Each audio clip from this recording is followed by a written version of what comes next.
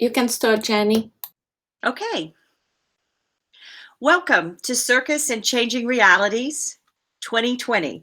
It's a series of virtual dialogues about the future of circus. I'm your moderator today, Jenni Taylor Swain, Potluck Arts, and I'm located in Fayetteville, Arkansas in the US.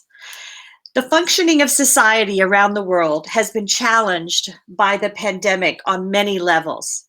With our current and future realities heavily impacted, this situation brings a change to circus as well. If there's ever been a time to unite forces in our industry, it's now. As a result, CircusTalk and Circus Arts Hub have joined their new initiatives to discuss and interact with circus sector and to invite all the players of the international circus ecosystem to come together in a conversation about circus. Circus as an art form, and circus under these rapidly changing circumstances, and the role of circus in our presenting models. In this curated series of online panels, we've opened up the floor for our circus discussions about the changing face of circus among a wide variety of professionals. We continue that exploration, and we're delving into our coping strategies, our plans, our best practices, and our collaborations for strengthening the art form that we have been working very hard over the past years to build and to grow. Today, we've brought together presenters who play a key role in connecting audiences to circus artists.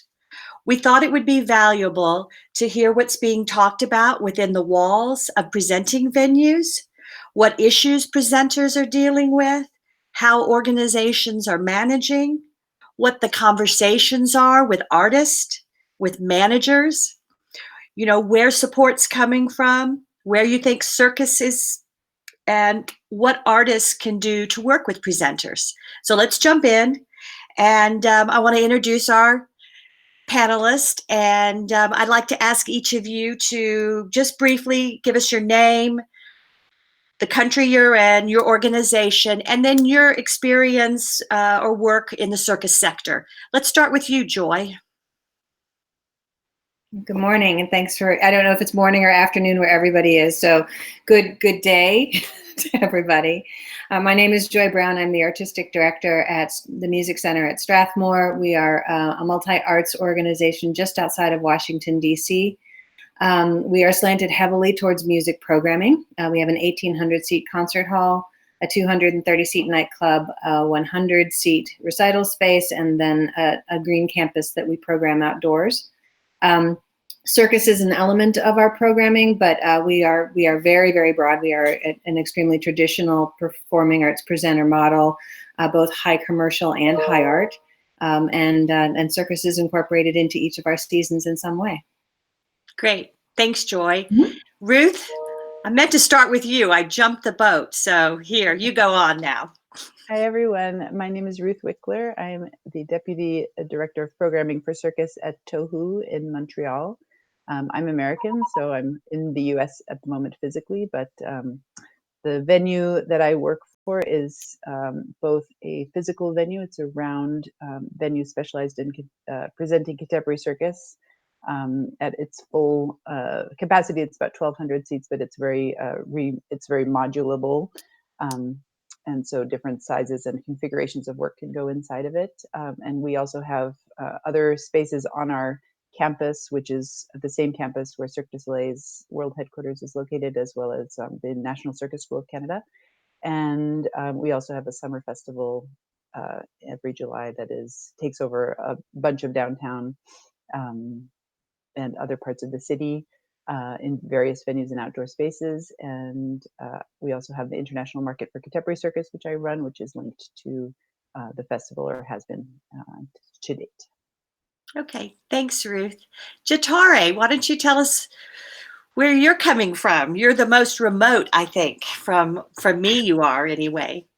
Yes. Hello from Lithuania. Now it's 5 p.m. So it's after all day work. And yeah, I represent Lithuanian Dance Information Center, but actually since 2017 we included and circus contemporary circus community in our activities, and our main goal is to support and develop both fields in our country, and also to establish more international relationship between our region and West Europe, of course, around the globe. And I used to program Contemporary Circus Festival for 4 years. It's called New Circus Weekend. And actually, last year I started a new initiative. It's International Performing Arts Festival, outdoor, indoor, including all possible formats of performing arts, and also circus into it. It's amazing all of the ways you have your hands in so many things. Yeah, I mean, I work as, I'm also culture manager, producer, work closely with artists and institutions. And now it's very interesting times because our institution, actually, we had a first week of pandemic, we had a meeting and we decided to change our budget and change our activities. And we presented a new initiative. It's called residencies, personal residencies at home, and it's dedicated for dancers and circus artists. And we have already a nice group of people to work together and to find a way how we can continue. That's great. Audience, yes. We'll go into more detail on that because that's what we want to hear from in the programming. I want to turn quickly and introduce our two lads from the UK. Let's start with you, Mikey. Oh, did I go out? Yeah. Okay, yeah, I'll be lad number one. Thank you, Jenny. Lovely. Thanks for inviting me to talk. My name's Mikey Martin. I'm the Artistic Director and CEO of the Freedom Festival, which is in Hull, the northeast of England. It's a multidisciplinary arts festival, happens between 3 to 5 days each year, the end of August, beginning September, traditionally. Multi-art form, mainly in public space, but increasingly with a ticketed, tented and indoor building programme. Big focus of the indoor programme for the last 4 years has been circus, but also coupled with the outdoor programme. So it's about developing, building audiences, taking them on a journey first with free outdoor work, and then moving into a more contemporary, challenging indoor programme. The festival itself commissions a lot of work. We work nationally with various commissioning and touring networks. We also work internationally across Europe and beyond with various touring and commissioning networks. So yes, we're a presenting festival, but I guess you could also say we're a producing organisation as well. And I apologise for my hat, but the lockdown is just terrible for my hair. I think we can all agree on that. Not just for you, but that's the reason I wear scarves these days.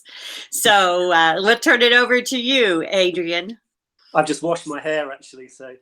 I don't know if we can see you in your head. I'm very fearful of what length this will get to come July. Hello from London, England. I feel like I'm in the Eurovision Song Contest. My name is Adrian Berry, known as Aid. I'm the artistic director of a multi-arts venue called Jackson's Lane in London, which Mikey also knows very well. I would say that we're probably the least lads-like people I know, Mikey, by the way. And we are a theatre, 5 studio spaces. About 75% of our programme is circus-led. We produce work, we receive work. Half of the work is international. We have very strong relationships with artists in Finland and Sweden, and starting, thanks to recently visiting Montreal, we're starting to make connections with Canada as well. We take work to the Edinburgh Festival, we tour work in the UK, we offer residencies, and we have our own festival, and we collaborate with such venues as the Barbican, Sadler's Wells, the Roundhouse, and many others. So we kind of punch above our weight, as they say. Okay. Well, what I wanted to do with our hour session is sort of the first half, I would like us to focus on the current state and our recent past, the last 8 weeks, what things have looked like. Then we're kind of shift into our future. And the second half of our conversation, we'll talk more about some of the new initiatives and what you're learning and some of the ideas and thoughts you have of where things are going to be like over the next 12 to 24 months. So to begin, I'd like each of you and like to go through, it would be great to hear exactly kind of the state of affairs in your little world, your organization, the confines of what you're dealing with, and what things have been like over the last 8 weeks. What's it been like working? Have staff's been let go? What have been your conversations with contracts with artists? Has anyone been furloughed? You know, what do you hear? Are you getting support? So because we're all from different countries, you know, try to keep that perspective or something notable that would be valuable to an artist that would know what's happening in your area. I think I would really like to start with Ruth and see what's happening with TOHU. And what are y'all talking about? Okay. So the first thing that happened, of course, was getting the various components of what we do, aka, you know, welcoming international companies couldn't happen because of the mobility restrictions, and then assembly made it so that we had to cancel a show on the very day, on the afternoon that show was supposed to open. We had to cancel it at 3:30 p.m. Everybody was in the venue. So that was the kind of immediate, just kind of cancellation thing. And then the question, that was for the rest of our season. So that was March through the end of April. And then our summer festival, we, you know, navigated the cancellation of, which is a very large festival. And so the way that decision was made had many factors. And what I've been struck by, so anyway, that was the kind of shutdown component. And what I was really struck by was how many networks TOHU and Montreal Complètement Circus part of locally. So our large festival is part of a network of festivals, and all of the festivals were talking with each other, and they are talking with the city. And there's just so many connections going on that are above and beyond just what, you know, an individual show. And then same thing with our venue. What are the other venues doing? There's, you know, other venues of our size in the city. So Montreal has such a robust and incredible culture sector that collaboration seems to be a really big part of it. Institutional collaboration. So that's how those decisions were very much made in tandem with other, like, you know, kindred organizations, and it was much. I mean, we're the only circus presenter, but we are so many other things. So like the fact that we're a festival makes us like the jazz festival, or makes us like the other kind of festival, and the fact that we're a venue makes us like the other venue. So our circus specialty was not like the key point in those decisions. And that's going to be true also as we look towards reopening and what we do next. We're looking to our colleagues in these other disciplines, but similar ways of functioning, and saying, well, how can we work together to talk with the government about, you know, our priorities. And the other beautiful thing that's happened is that the arts and culture sector, because it's so strong in Montreal, it's still really high priority for everyone. So even though we're not considered essential right now, there are ears open to our discourse and saying, hey, you know, instead of saying your culture, therefore you're last, how can we be part of earlier waves? Because you think of us as other kind of things. So, yeah, we did do some layoffs right away as a kind of, you know, self-preservation measure. But then, thanks to the federal government, we were able to bring everyone back, at least for now. There's a salary support scheme similarly to in the UK, and the payment protection plan in the US. So that has enabled us to have more people working. Of course, we're all teleworking. Yeah, so that is kind of the initial first 8 weeks, I would say. Okay. Would someone else want to jump in and follow Ruth? Aid? So our current situation, The first thing we did was we furloughed 16 of our 20 staff. So there are only 4 of us at the moment. And just for your interest, it's the people remaining, although I have been furloughed off and on already, but mainly still working for Jackson's Lane, has been artistic, executive, marketing and creative learning. We did have development and fundraising, but we may bring that position back at some point. The first thing we did was start to postpone shows. So we never said cancelled because we didn't know the reality of the situation. And we still refer to the events as postponed with a wish that they may return at some point. But in total now we've cancelled 22 shows, including a long-running show at Christmas. So it's, you know, and obviously that's hit the artists more than it's hit as a venue. I think the first thing that we noticed a lot in the UK and was that everybody, all venues are suddenly in a rush to start streaming stuff straight away, full-length shows. Everyone was doing it. And we didn't, because we thought that possibly the appetite for this would maybe start to diminish. So we were very slow in thinking about what we wanted to do. And I'll maybe come onto that when we get onto that agenda. But essentially, and we're also going for what's called an NPO, which is a regularly funded Arts Council England organisation. We, like many, are going to be applying for emergency funding to the Arts Council for any income lost between March and September, and then put forward a plan as to how we can still support the sector going forward. So we're hoping not to make redundancies. We're hoping that we can, our main issue is that 70% of our income is through rentals and commercial hires. So our building has lost any ability to generate any income at all. So that's a real concern about whether, even if we reopen in the summer, is there an appetite for audiences to come back, and do people want to be inside buildings? Okay. Mikey, why don't you follow up on aid, since you're in the same country, and your experiences and how they might be different? Sure. Or the same. Yeah, I guess the biggest thing really is the awful at the moment situation, difference between having a building and having a festival as such. We don't own our own building. We have a very small office space.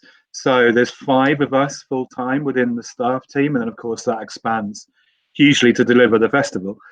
So we all started working from home mid-March, something like 8 weeks now, I think, 17th of March, something like this, because we don't have. We have a festival which has very minimal ticket income. We have something like less than 5% of our income for our festival is made from tickets and bars and catering. So because we work on a model which normally is the biggest challenge that there is, raise lots of money, put on a huge festival, give it away for free. But actually in this current situation, what that does mean is our liabilities to keep running are very low. So we've carried on working with the 5 for up to last week, so for 8 weeks. We focused very heavily on creating artistic resources for audiences at home, which felt like something we could do quickly, that we could turn around, because we have many different artistic projects. We went back to lots of artists we've worked with historically, and we said, hey, could we turn this into a project which kids could make out of cardboard, for example.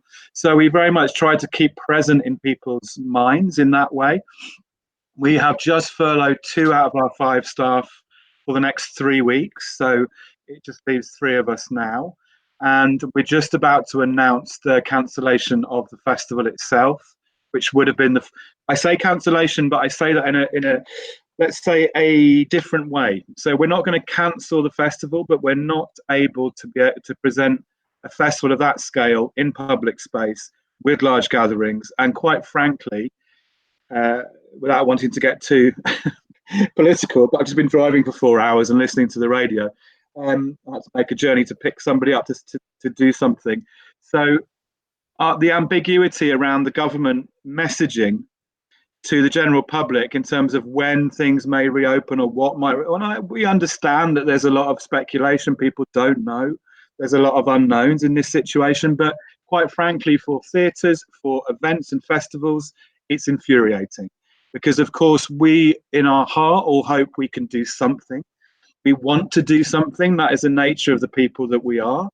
But then you realize more and more that would you be happy, not be happy, would you be comfortable being part of potentially a second wave?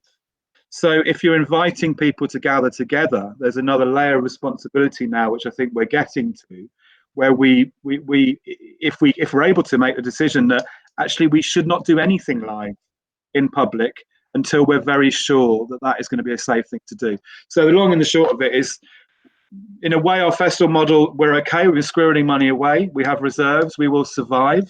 Our relationship with the local authority in the city is fundamental to that, and also with the Arts Council of England. Those two core funders have stuck with us, and they've said, we want you to survive and be ready in 2021. So we can survive as an organisation, and now we turn our attention to what can we do? Is that online? Is it at home? Do we drive a truck in somebody's street and perform to windows? I don't know. But now we're moving towards that more nourishing moment of thinking, well, what can we do? Okay. And then we'll shift to that too, because I know that's where everyone's head is right now. So much on after having gone through this 8 weeks of just seeing everything that you've done, like a house of cards, just falling down, and trying to shovel it up in some ways. Joy, why don't you give us a sense of what Joy's represents kind of the most traditional presenter in the U.S. Tell us what that's like, because you have lots of staff and lots of programming. Right. Yeah, it's a big machine with the entire infrastructure gone. Of course, just like everybody else. We are a staff of 50 full-time, 100 part-time. We have multiple venues. Our budget is about $16 million. I think most salient is that we are about 70% earned income. Which means we earn our mission statement. So we make money in one category and then we spend it generously in another. So we might be booking Diana Ross and Harry Connick Jr., but we're also commissioning artists and helping create new work. And we have a really robust artist in residence program. So we talk a lot about mission margin. This is our sort of hand gesture for how we operate, which is earn it here, spend it here. What that's done, of course, is make us relatively vulnerable right now, like everybody. One of the conversations I had with our CEO is that every booking in our season is now a potential liability, kind of a ticking time bomb, because things that we booked to make money to support artists are now in and of themselves in a potential to lose money, which of course is completely upside down. So what we've been doing is just shedding and moving programming as fast as possible. We have moved over 100 bookings. We are maintaining about 90% of the bookings that we had at later dates. So we're very pleased that most of what we've been doing has now just been pushed later. It's not things that we're walking away from unless we're dealing with something like visas or things that are just insurmountable. So our commitment to both our commercial artists and our non-commercial artists has been maintained to whatever extent we can. We're getting ready to move more. We'll save that for the future part of the conversation. In terms of what we've been doing, other than just clearing and moving programming, we are doing some digital content. Mostly for our most boutique programming, and also because it's a way of supporting the artists that we feel are most vulnerable right now. So we have a lot of local artists that we work with, musicians, jazz musicians, classical musicians, folk musicians, and they provide a lot of infrastructure for our young audience programs, our small concerts, our Saturday night jam sessions, our things like that. We've moved those to the digital side. With some success. We're getting a good audience, but mostly it's allowed us to keep paying them because we can make sure that their services are being preserved. So that's provided a base infrastructure for what we're doing. In terms of staffing, we have let go of all of our event staff. We have payroll protection, which I understand will get us to July. after that, I think we have to figure out what our model is. We're talking a lot about figuring out how to create a more compelling fundraising dialogue right now, because we know that we're going to have to continue to raise money in order to keep the basic infrastructure going. Okay. It's exhausting hearing everything that everybody is doing, and but it's also very enlightening and encouraging to hear that you're thinking about ways of supporting artists, not just keeping the organization and the staffing there, but what's your role? What are roles to help keeping artists? And I want to expand on that a little bit more. But before, I want to give Gintarė the opportunity to talk about what's it like in Lithuania and the Baltic region right now in the past 8 weeks. Yeah, so we have so many things changing every day.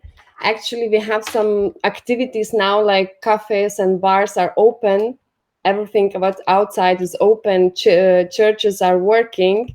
People are allowed to go to churches. So it's like a biggest question mark what we can do in a culture field. But before, like 8 weeks ago, until now, we have our staff is super small. We don't have a house. We don't have a we don't have a venue. We have super small office. We can move very freely, easy. We can work from home. And actually, it helped us to survive and to stay connected with our activities and with our, and not just with audience, but also with the artistic community. So we stayed fully and we worked till now really like even more harder than before. Because, in May, actually now it's supposed to be a New Baltic Dance Festival, which is our main activity. And it's 3 or 4 weeks long festival, depend. And we had to decide in like super short time, like less than a week, what we are going to do. Should we postpone or should we cancel?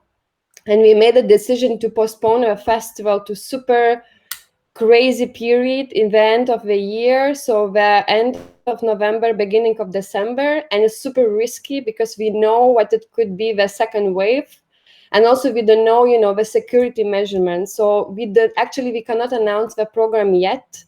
We scaled down the program. We decided to postpone some companies to next year, but actually we trying to keep the format like more or less the same like it was. And also we opened the doors for new activities, and especially for local artists and dance companies and circus companies to prepare a special program for our festival edition, which is going to take place in the end of November, beginning of December. So what we were doing, like it was crazy communication with our, Council of Culture. But actually it's amazing because our Council of Culture was really supportive. They gave us a green light to change everything what we want in our structure and in our work way. And we said, just do it, just give money if you can, give to artistic community, find a new way to support them, because it's a faster way to reach them actually through some organizations. So in this case, we were super lucky. But of course, what's happening in Lithuania, what all artists and all like dancers and circus people, we were super open-minded. And we started, second week or the first week of pandemic, we started to do online activities, classes, education programs. We put all the material online. We also opened our archives to give for audience some, links to performances, also to talk to audience and to keep this connection between us and artists. And actually, recently we just, now we allow to do performances till 10 people. So yeah, it's okay, but at the same time, the costs and how we will organize, it's all these discussions going around. And also we had a lot of discussion about rehearsals, if we can do it or not. And every day we have some new rules. We have to go out with mask, but we can sit outside in a bar. We can go to churches. And actually in 1 week, we will be allowed to do performances for 30 people outside and inside with a distance of 2 meters. So yeah, and it's also how we're going to do it, and because of the costs and security and responsibility, and we cannot do big shows, so it means small shows. And actually, all April we had some initiatives, and we did performances in the yards, solo performances for people to watch from balconies. So it also kept this amazing connection between audience and artists, because for our field especially, we need this connection with the audience. It's hardly helps to watch performances online, and you see what you cannot reach a big audience. And actually another thing was going on in Lithuania. It's a big fight, and not fight, it's more like movement and discussion about the independent sector and role we play in our country and the support we get, because our Ministry of Culture is mostly responsible and support, of course, all organizations, city organizations, also governmental organizations, and independent sector where you have to survive by yourself, and all the support didn't reach yet the field. So it means we got some grants, but we don't get yet. We cannot spend the money, we cannot give to artists.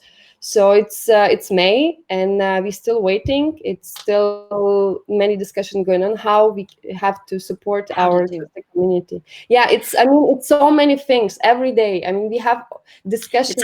Everything's just moving, yeah, and it's moving, you all touch on that area of risk. Where does that, what risk you're taking? What risk do you take moving forward? Is it short term? Is it long term? There's other people driving this issue. Actually, I'm just want to add that this independent sector community, how they work, it's amazing, because what I can see, it's a huge solidarity among them, and they're really talking and supporting each other and asking, how I can help you.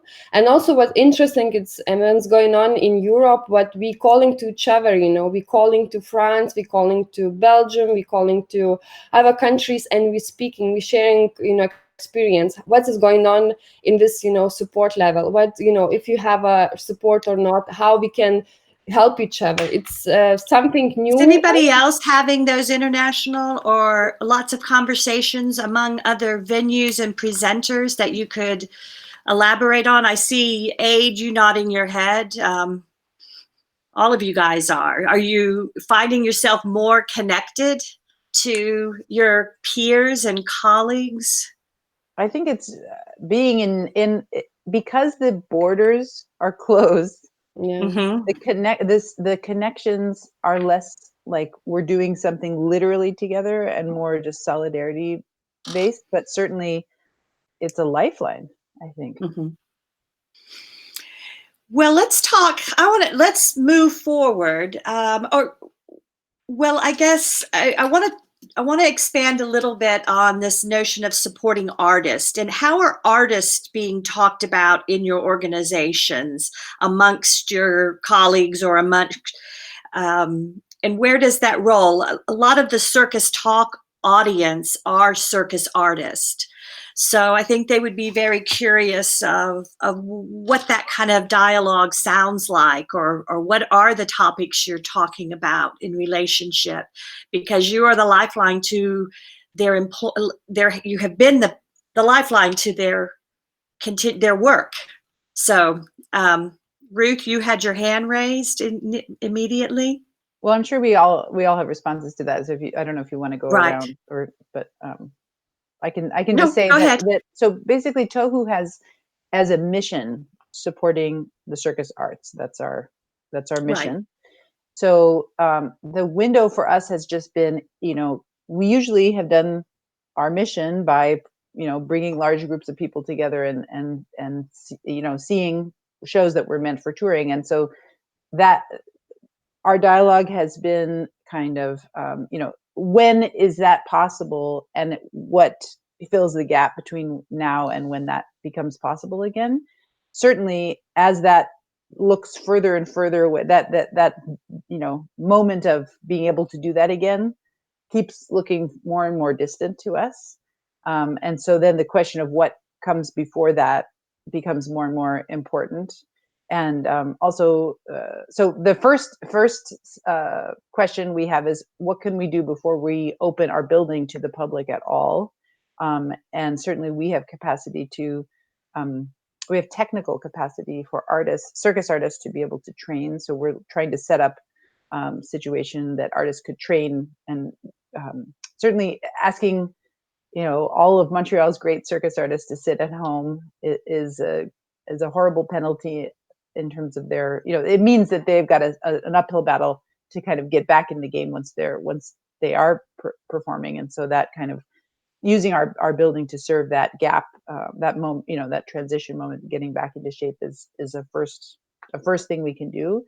And then the second thing we're looking at is, how can we as a presenter structure up, you know, paid opportunities for artists that are able to be created quickly and using the kind of constraints that are present. And so we're setting that kind of architecture up, you know, using the public health constraints that we have at any particular moment. And we're even looking towards our festival dates and saying, like, well, you know, we did cancel the whole machine of the festival, but, you know, what can we do during those days that is within the, you know, constraints that we predict will be happening, and, you know, and also that takes into account when people can even gather to prepare for something. Okay. Anyone else on that? Aid, do you you raised your hand? I'll get to you later. So looking forward at reopening, I have made a decision, which I've obviously in consultation with my board and team, and that our theatre is the only riggable space in the building, and the majority of the artists that are not able to train at the moment are aerialists, not exclusively. I'd say the same would go for German wheel, Sear wheel, but aerialists especially. So we've made a commitment that for the first month, 2 months, maybe even 3 months, that we will hand our theatre space over as a training and rehearsal and development space. We'll still hope, if we can show, if we're allowed to present work in the evening, it's going to be much more lo-fi things, probably less circus initially, more comedy, music things, you know, sort of local events. So it means we can support artists with free space, because we don't know what training spaces are going to be around when the whole thing is lifted, or even part. Right. And then the other side to what we're doing digitally is what I said at the beginning, not wanting to just stream stuff for free, because I think artists, especially circus artists, asked to give their content away for nothing. We didn't want to do that. So we have funding for a big social circus program funded by Children in Need.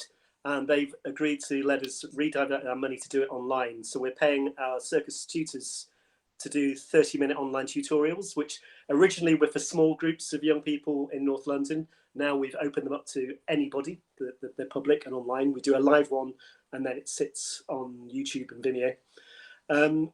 We are paying artists to do these short demonstrations for things that you can do in your home, called JL Shorts. What are they called? It's called JL Shorts. It's on the Jackson's Lane website, jacksonslane.org.uk. And then the other thing we're doing, we just got some funding from an organisation called 101 Outdoor Arts. It wasn't a huge amount, but we've commissioned 3 short interlinking pieces from a company called Circus in Finland, Lost in Translation, Circus in England, and the 3 aerialists called Still Hungry in Berlin, Germany. And we're devising the work online, so the 3 pieces will share a soundtrack, and we'll create a sort of 10 to 15 minutes piece. And again, we're able to pay the artists to do this. I think what we're really keen not to do is exploit artists. Oh, we're working with, I think, Mikey, you probably know about this. It's Charlie Wheeler from Belly Methodical Troupe has set something up called Netflips, which is short circus films that you can pay to watch. So we're working with them to promote and give them content, and then artists will get income from not a lot. I think it's 59 pence per film, but it's something, you know, it's something. So that's impressive, that amount of things that you just listed. How do those things come about? I was an artist living somewhere and I hear that you're doing all these things or beginning, how can I get involved, or how can I initiate something in my community? Any thoughts on that? Yeah, I mean, the first thing, I mean, the JL Shorts came from my head, and I don't think it's particularly innovative, but we had some money to pay artists, so that was the first thing. It was about what we want to do is create new content. We don't want to just put old stuff online. That's fine if that happens, and Netflix, exists to do that, which is great. We're constantly talking to artists. I'm doing artist surgeries, and ideas are coming from artists. Sean Kempton, who's a clown, lead clown for Cirque du Soleil, came up with the idea, which you mentioned also, Mikey, about going out into the streets and performing in front of people's windows. Nikki from Nikki and JD has done a piece on a canal with 3 boats, 3 circus artists that own barges, and they've created it's a weekly 30-minute piece which people can stand on the canal or on their balconies and watch, and then donate to the artists. So it's making people incredibly inventive. And the interesting thing, and I'll stop in a second, was that we were due to close for a rebuild of Jackson's Lane. We got £3.5 million. And we were going to have to start to think about what we would do without a building anyway. So it's kind of accelerated that process. And it's my main concern, though, is artists more than anything. It's the artists. I think, like Mikey, I think Jackson's Lane, even in a reduced way, will be okay. It will survive. It's the artist. Will there be any work? Will there be any funding to create work post-lockdown? Well, one of the things that is so strong and interesting about the circus arts is just the ability and the nature of the way that art form works. And the artists themselves have been innovative and are so used to working in different environments that I like this idea that you're seeing artists work more creatively, being more innovative, providing new things. And I think the circus arts is really well equipped for that sort of thinking, just the nature of the work. And also you mentioned the challenges. This is an art form that has challenged the traditional model of artist in presenting houses and has been struggling to have a voice at the table as well. So it's an interesting time to have that challenge and that inventiveness. And I like to see all those programs. Mikey, you got your hand up. Yeah, it's interesting listening to Aid as well, and I'm really pleased to hear the confidence that Jackson's Lane will continue to flourish, because it's such a great multi-use space, so much benefit to audiences and artists alike. I think let's talk about artists. Let's talk about artists as artists. And I think when you asked before, Jenni, about where did you find that, and to Aid, we follow artists. I think all of us around this discussion, we follow them. We don't tell them what to do. We might have an idea that we want to be fulfilled one day and go, oh, it's a kind of brief. But, we follow artists. And I think circus artists are, by their very nature, incredibly resilient, incredibly disciplined, of course, in terms of training, of course. But there's something very self-sufficient about the circus sector, like the outdoor arts sector, if you like, without going into detail, is that they're adaptable. And I think an artist is an artist. Whether that artist turns their form into a film or performance on a boat or something that passes you by or something digital, I think it's about being able to adapt. My advice would be, don't be constrained by what you think you know, because every great artist can change slightly, can adapt, can be creative, think of that next amazing idea. I think the audience are so ready. The people are, of course, they're so constrained. They're desperate for things to be slightly different. They're desperate for something to be streamed which is a little bit interactive. I mean, even that difference between streaming and actually interacting with something online. But I really truly hope that circus artists, find that different, try something now, because now is a great moment to try. The economic situation it's awful. It's awful. We can't change that for the moment. There won't suddenly be more gigs, because we're trying desperately to invite audiences back, to invite artists back, but for at least another few months, we know we have a serious problem. Let's call it physical distancing. Yes, there are things we can do at our physical distance. Yeah, there's some great work that we're looking at, which I'm super excited about, work I've wanted to do for years. Only one person at a time experiences that piece, but that piece is alive for 1 year. There's things that are out there, and there's ways of sort of changing your focus, but I think let's bring it down to that basic fact. Any artists out there listening, you're an artist, you're creative. Circus is a tool that you use. It's something that you love and you're so passionate about. But I challenge you just to think a little bit outside your normal box and see where you go, because we're waiting.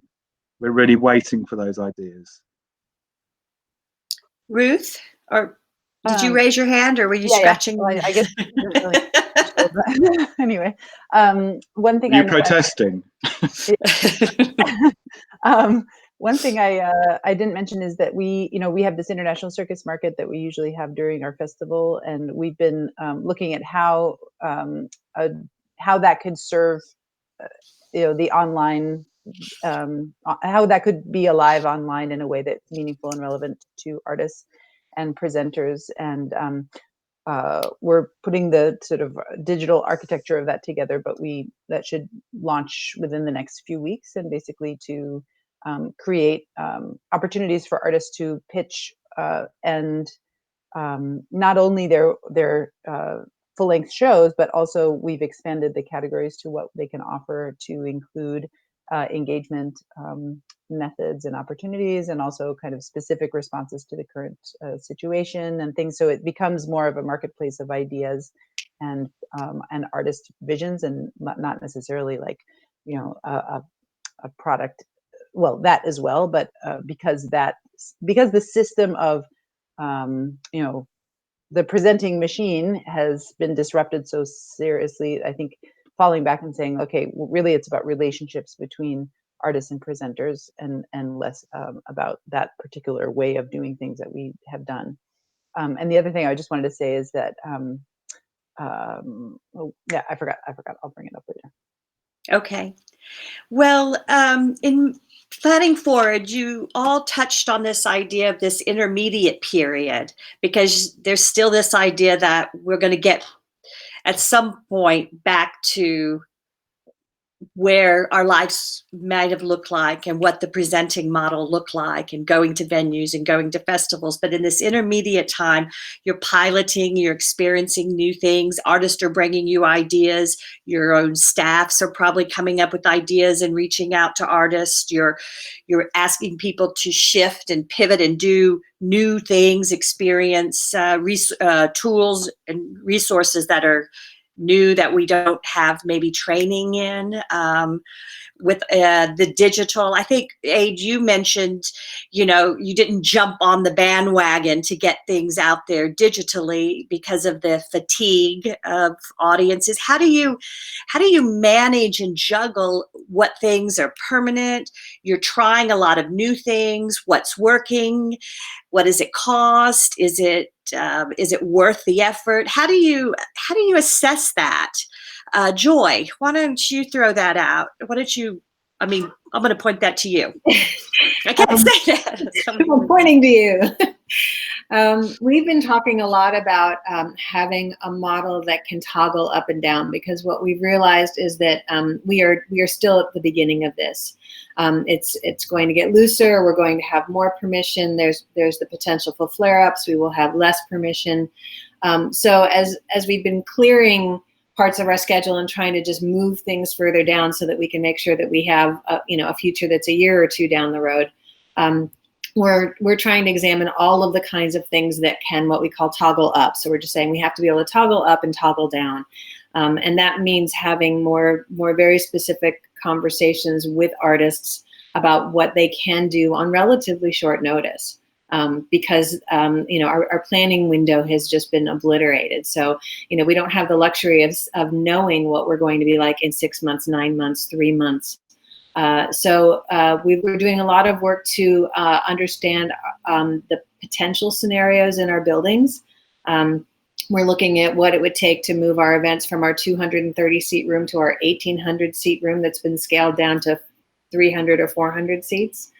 We're creating rosters of musicians that are nearby or artists that are nearby enough and have a relatively strong enough producing base to what they do, that they can kind of quickly toggle up when permissions are granted. And we also recognize that we need smaller audiences now, so that we don't need the same kinds of lead time. An 1,800 seat theater takes a while to sell all of its tickets.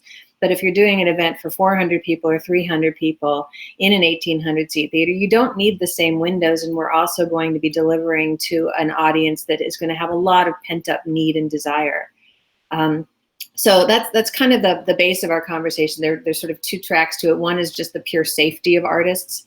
How can we make sure that artists are safe in our building? We have a lot of orchestras and choirs that are just completely disrupted right now. But as everybody gets smaller and more agile, we're really asking our artist community to help us understand how quickly they can kind of toggle up and fill space and fill opportunity as we identify them. We've got about 10, 15 minutes left to finish talking about what things look like in our future and our plans and how you're working. I did want to circle back around to Gintare's project that they were initiating, that you mentioned early in your introduction, because that did relate to putting artists to work. Can you elaborate on that at this point? And then we'll kind of give everybody a few minutes to have some last words on what they're doing and wrap it up.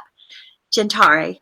Yes, shortly. I totally agree. What the most important now is to keep safe and to support, our artists. I mean, it's our material. We work with artists, and just because of artistic community, we are where we are, and we cannot lose this touch with the artists. So in our case, Dance Information or Dance and Circus Information Center is more like umbrella organization to support the idea of circus and circus and dance, and also to promote outside, to work with our government institutions, to do marketing, PR, and so on and so on.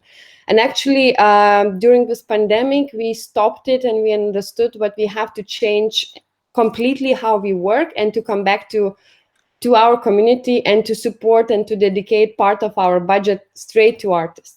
I mean, because we lost, our international trips, we lost our international work. We can do everything online now. We saved some money, and we decided to invest straight to artists. And we immediately after, it was super fast. I mean, 3 weeks, we announced the idea of home residencies and the idea to propose ideas how they can improve our work, and to suggest some ideas how they can work together with us. We wanted to include artists in our organization and to help us actually to work for them. And it was very interesting. We got 31 applications. We selected 13, and we had a first Zoom meeting, and it was amazing. I mean, how they, decided to work with each other, how they presented ideas, and what's going on now. It's fantastic. I would love to keep it and to find more money to support other artists. Also, what we're thinking now is because we have this new festival, it's outdoor it could be outdoor things and events. And actually, we want to also announce open call for artists to propose some ideas how they can present their works, or to create something special and something dedicated for this period of time, like small scale works, using buildings, using, small boats or whatever, and what they could, work, create, and to represent themselves and to stay connected with audience and to do it in a safe way.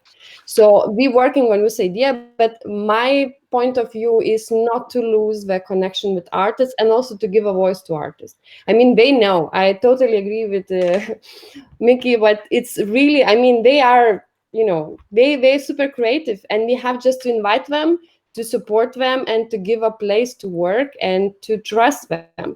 Also, of course, it's a big challenge and question mark how we're going to work internationally. I mean, we have not touched on that because that is something that's falling apart immediately. Very creative. Many of you really rely on the international role of artists. I think of all of you guys and all of the programming that you do. So we didn't, what is the future of international work? It does seem like, though, this opportunity to reconnect and have a role with local artists is an exciting thing for many artists, because they haven't had the opportunity to work maybe with some of your organizations because of the international door opening for artists to come through. So I would think I hear a lot of artists out there that would be excited about the opportunity to find some projects to work regionally or within your own borders.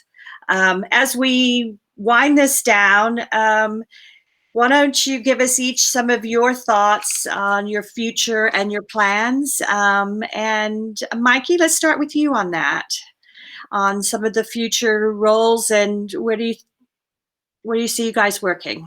Yeah, well, I touched on earlier on, we're about to announce that we won't do a festival in its normal form, but what we will do is create a program of work which you can access in different ways. And I'm thinking about online now as broadcast. I'm thinking, I will say I've just seen the Arts and Ideas Festival out of New Haven, Connecticut. They are doing that and doing some interesting programs, because their festival would be coming up, and they've switched to some online activities. And yeah, it's a tricky thing. I agree with Aidan. I was very reluctant at first as well. I'm not interested in just streaming stuff for the hell of streaming stuff. I mean, you've also got to realize you're competing with Tiger King. Netflix is good for a reason. So don't try and, I always say to artists when I'm supporting them, what's your market? Understand? So if you're going to suddenly start working on streaming, your market is Tiger King. You're a competition. Pretty tough. But there is ways of working online, talks and debates, music, radio, thinking about online as broadcast. So different channels of broadcast. Joy was touching on that. I thought it was very lovely to hear about the toggling up idea. I think that's really fascinating, about the local group you have around you that you could mobilize quite quickly. That's wonderful. That's a very nice way of thinking of it. I think there's also something which is happening. We're finding a lot of our digital work. I say digital I don't really like, I'm trying to find a better word for it, but stuff that exists and you can access it through the internet, I suppose. But that doesn't mean that you can't then send in a selfie to a robot who's inside a building, who's drawing your selfie in this empty space, and suddenly you become part of a mural of the missing community. But that's a digital project. So I think there's something about how we look at being able to use safe buildings and spaces, work with those partners closely, and then to find the work with those partners can help you to present. So something's happening about how we need to work better with everybody. So it brings me something about the city. What I'm hearing a lot at the moment in the UK, and I think it's, well, as we know in the arts, whatever art form we're focusing on, we tend to create bubbles and silos in any sector, of course. Right now, your local authority, your city, your public health, they need our expertise and creativity, or us and our communities. And it's a really important moment for us to step up. I think Gintarė touched on it as well about the independent scene. They need us. We're talking to our city about city centre management, about how to open shops. I'm no expert in retail, but I know how to move crowds around. So there's something about how we're finding a new value in terms of the arts and the creativity. I think some of the digital work, it will remain. We can keep it. Residencies at home, amazing, wonderful idea. But some of this work that we're creating will be really valuable for people who can't normally access events, let's say disabilities, fear of crowds. So I'm trying to find ways of doing things which don't feel too short term, that feel like they're projects which could exist in that other world we remember from a few weeks ago. So I think it's about, this will come to an end. We will find a solution. So let's try and work together to create work which will exist later as well, or possibly. Just to not that's a really good point, because that's what I was thinking, is how do you manage what things going to be short term, what might stick long term. But I like that you're emphasizing, you're thinking about that now in the decisions of which projects you're going to invest the time in. Layering, yeah. Right, that's Thank really you. a good idea. Who else wants to wrap it up? Aid, do you have some thoughts?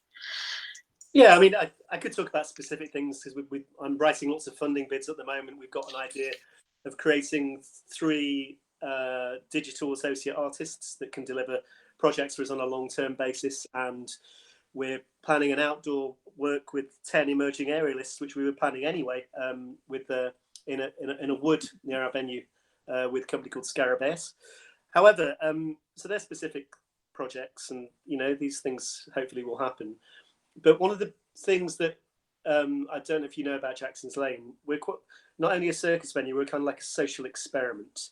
And one thing we've been doing for 40 years is that we're the only venue in the UK that opens on Christmas Day. And we give a Christmas experience to about 200 older and disabled people that would normally be on their own. And as part of that, we have circus. So they get Santa, they get dinner, they get presents, and they get circus. And everyone from Mookie to No Fit State have been involved, or artists in No Fit State and Cirque du Soleil. And now we're thinking, Christ, what if we can't do that? That it's a big part of what we do. It's a huge part of what we do, and it's an important part of what we do. So we're now looking at ways to create this experiment, this Christmas experience for these people that will be on their own otherwise in their homes, that we can actually go to them, which is going to be with 200 people. That's going to be a real feat to be able to deliver it. And it may be we don't work with 200 older people, maybe it's 100, or maybe we do it over a period of a week. So straight away, we're thinking more about isolation and people that are in need, as opposed to just entertaining people on our stage. I'd say the least of what I'm thinking about is putting shows on in our theatre. That will happen one day. But I think there's so much more we can do, exactly what Mikey says, about finding new ways to innovate. And that includes our creative learning and our outreach work. And if that is what we become, for the next 2 years, I bring it on, basically. Okay. I love the optimistic creativity there. A lot to learn. And my son is moving to London in July. I'm going to get him in touch with you so he can do some fun things in London. Okay. Ruth, TOHU, tell us. Oh, I just love what everyone else is saying. I think I was struck at the beginning of this, or in the middle, or I'm constantly struck by this question of like, what, since artists are coming up with the new ideas, and since they can put their things on the internet, or they can go out on the street and do it, what is our role as presenters? Where do we fit in there? We have these giant infrastructures, or tiny infrastructures, or different kinds of infrastructure, but like, it feels like the direct connection between artists and the public has actually been, artists have taken that in a beautiful way. So putting their thing, whatever you have to say about whether it works or not to have something online, an artist can put it online and go directly to the public. And then also, artists can, we had this, our wonderful Cirque Alphonse in Montreal has rigged up a little truck and is appearing in their neighborhood with little performances here and there whenever they want, So this is great. These are good things. And so it makes me think, okay, well, what is our role, and what justifies our institutional, position and things? And it seems to my immediate answer to that is that, like everyone's been saying, we can create structures for paid, opportunities, because as institutions we can access money in larger amounts and through than an individual artist can. So that seems to me to be an important function, these kind of creation of structures, just like Gintarė was talking about, everybody's talking about, and then the way that we can lobby, the way that we can act as like voices, large towards the larger powers that be. That kind of institutional role as a voice seems to me to be quite important. So while we're but I love what Aid said about, we have to turn it over and just say, how flexible can we be? How can we see our mission as being something that's much broader than just a certain kind of function, but rather a larger artist support? And then how can we continue to stay relevant by staying relevant, offering what is relevant to artists and what justifies our infrastructure? Yeah. Chitauri, do you have what? I just ruined the whole broadcast. I went to take a screenshot and I dropped my iPad on the floor. So I wondered where you went for a moment. Gintarė, do you have a few words to close out what you would like to say? Or yeah, actually, we have facing really interesting situation like in our country. Now it's booming, for example, drive-in concerts and drive-in cinemas. I mean, it's like #1 everywhere. You can find it. But it's also, it's a risk because our government thinks what you can do, drive-in theater, drive-in dance, drive-in circus shows. And it's another thing, because I mean, we can lose this beautiful touch with audience. And also, when you watch a concert, it's also, for me, it's a big question mark. When you watch cinema, movies, it's okay because it's used to, like, you don't have this live connection. And it's a risk. I mean, how far we can go and how far we can go with some crazy ideas. So we're trying to stop and to start discussions because we cannot put everything on the stage and to welcome audience with cars and to perform for them, Maybe we can build a new structure. Maybe we can have seats for people, I don't know, like separately, remotely, and to perform somewhere above them or whatever. I mean, we have to think, rethink, and to create new ways to reach the audience. And what we are like really trying to do, but also I'm really trying to work with myself and with my team, how we will come back to this international level, because it's a huge thing, and we build it and we invested so much into it, and especially the people and or venues who works with like festivals, who works internationally and presents international work, but not just because for audience, but also for our artistic community. I mean, I know what in our country, if we don't have international work, a lot of things will slow down, because it's also inspiration comes from this exchange and meetings, and also, you present something new, you bringing new ideas, you bringing new creativity, you bringing new possibilities. And we have really to rethink again how we're going to work. Maybe also will bring new, options to work with some artists longer, to have them in our, like, to bring not just for 1 or 2 shows. Maybe we will bring for 1 month. Maybe we will build tours nationally. Maybe they will stay for long residencies. I mean, to find a new way how we are going to work and how we're going to keep this connection with the world. It's an interesting time. It will bring something new for sure. I think that's well said. Joy, would you like to add anything at this point? I've been thinking a lot about how we're sharing our stories, and the fact that so many different places are going through this at different rates, so that we're not just all experiencing this trauma at the same time.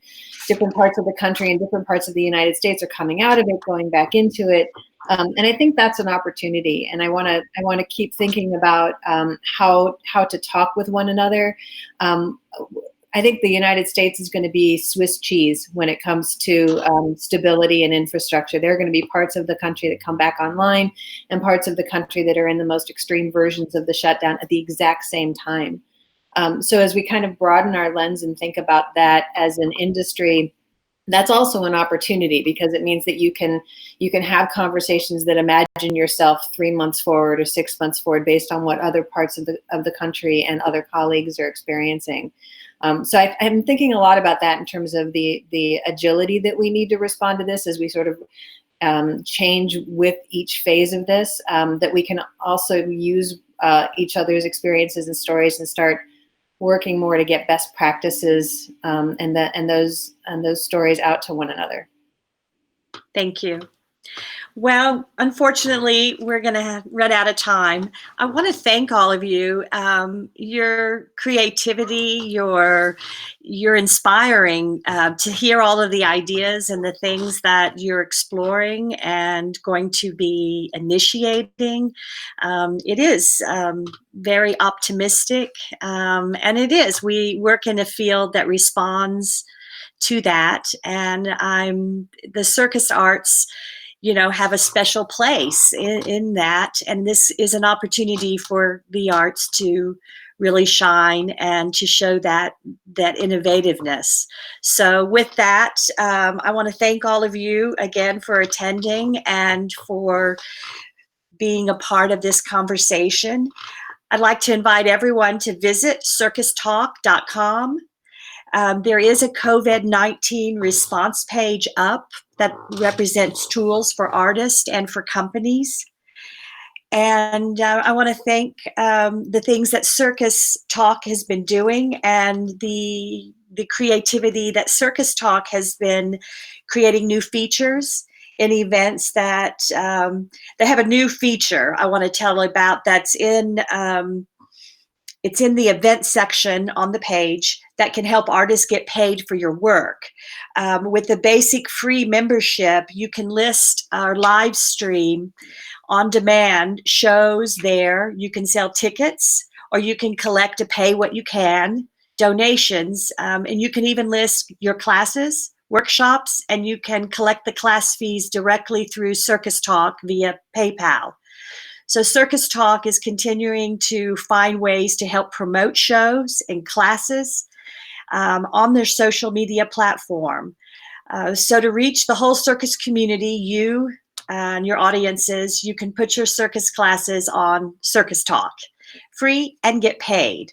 So I would also invite anybody to join the next panel discussion. If you have ideas and want to continue, if you've heard something today that you'd like to continue that idea, let us know. If you'd like to facilitate a conversation, let us know. So we thank you here from CircusTalk, and go out and make great and fun, innovative art. Goodbye.